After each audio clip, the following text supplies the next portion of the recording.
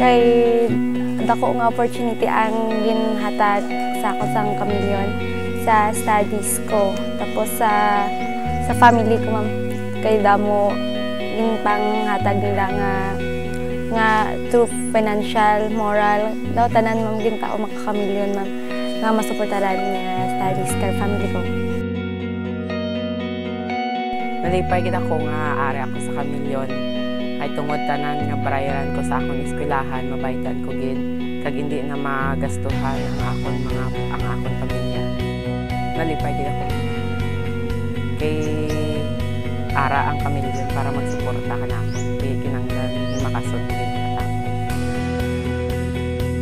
Kag katanan-tanan nga mga naga-sponsor kag tani magdugay pa kami diyon, ma'am. Kita mangighangod diyon na bulig di mami. Halimbawa sa mga isan pang bakalan da ka mga papers da hindi ko makaya kun maya kami diyon, ma'am.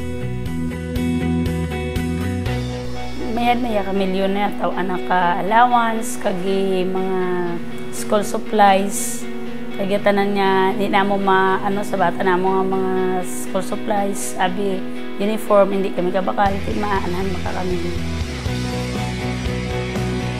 The Kamilyon Sponsorship Program helps those poor yet deserving children in community, children who are very interested to study, and the children who are very capable to get a good job in the future.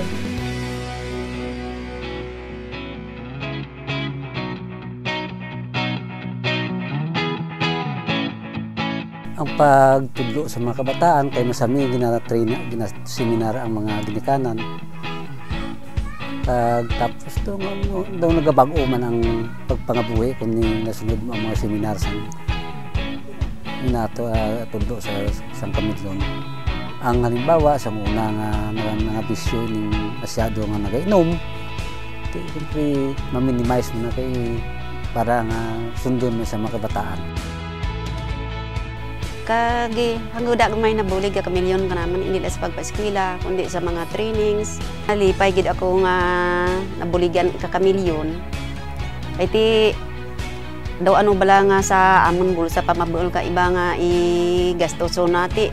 Daw kun baga na nakaparapahuwa gid gawa ko ka pagasto daw ay do patay-patay ka obra sa uma.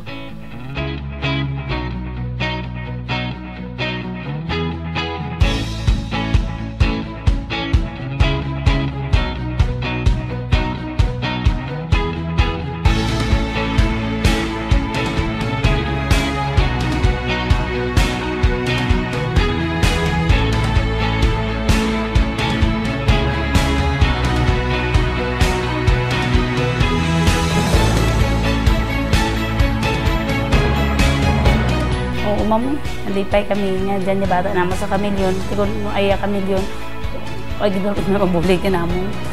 Saan gamay lang itong bulig.